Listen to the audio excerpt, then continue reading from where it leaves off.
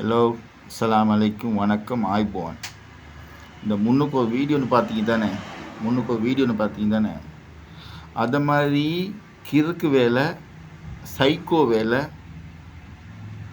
அப்படித்தான் ஏசணும். அப்படித்தான் ஏசி தான் போடணும் இந்த வீடியோவை. விளைவிச்சா ஒருத்தரை வந்து திருத்தணுண்டா 2-3 வார்த்தை வாயிலேருந்து தூசணம் வரத்தான் செய்யணும். அப்போ தான் அவங்க திருந்துவாங்க. நாங்கள் வந்து எவ்வளோ தான் இந்த சோஷியல் மீடியாவில் நாங்கள் ஒழுக்கமாக பேசினாலும் திருந்த போகிறதில்லை இந்த மக்கள். எனக்கு வந்து 2-3 பேர் இந்த வீடியோ ஷேர் பண்ணால் இது என்னன்னு கேட்டு நான் இந்த வீடியோ போடாமல் தான் நான் ஈக்கப்பட்ட காரணம்.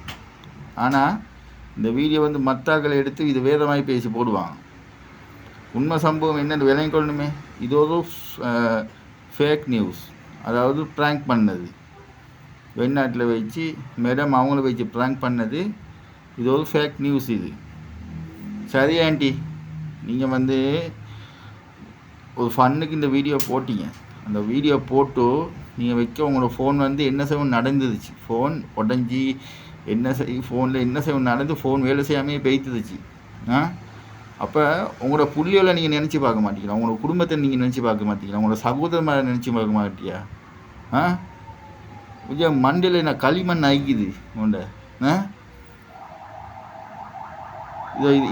நானும் இதை பார்த்துட்டு நானும் உண்மையிலே நம்பிட்டேன். நானும் இந்த வீடியோவை பார்த்துட்டு நானும் உண்மையிலே நம்பிட்டேன். இதெல்லாம் நீ மண்டைக்கு யோசிக்க மாட்டேங்குது. இதை மாதிரி தவறான வேலைக்கு செய்கிறத கொஞ்சம் நிப்பாட்டிக்கோங்க எல்லாரும். விளங்கிச்சா? நீங்கள் அங்கேருந்து போட்டுருங்க. உங்களோட புள்ளியோல யோசிக்க மாட்டீங்களா? இங்கே நாட்டில் இதை புள்ளியோல யோசிக்க மாட்டீங்களா? கொஞ்சம் முட்டாள் வேலை தானே செய்கிறீங்க எல்லாரும். உண்மைக்குமே சொல்ல போனாக்கா நாங்கள் வந்து சின்ன பிள்ளைகளுக்கு நாங்கள் புத்தி சொல்லி கொடுப்போம். அதை செய்யாது, இதை செய்யாது.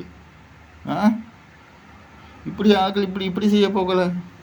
நீங்கள் எல்லாரும் வந்து எங்களோட வயசுக்கு, அதாவது எங்களோட வாழ்க்கைக்கு பார்க்க நீங்கள் அனுபவம் கூட ஆட்கள். உங்களுக்கு புத்தி சொல்ல நான் வச்சிட்டீங்களே கடைசி. இது நியாயமா? இது யோசிங்கப்பா. பைத்தியம் முடிச்சு போய் இது என்ன வீடியோ அப்படின்ட்டு இப்படி மனத்தனம் வேலை செய்யாதீங்க ஒரு நாளும். யாராக இருந்தாலும் சரி. ஒன்றாவது உங்களுக்கு மக்களை பாதிக்காது, ஒன்றாவது உங்களோட குடும்பத்தை தான் பாதிக்கும். அதுபோல் தான் மற்றவங்களை பாதிக்கும்.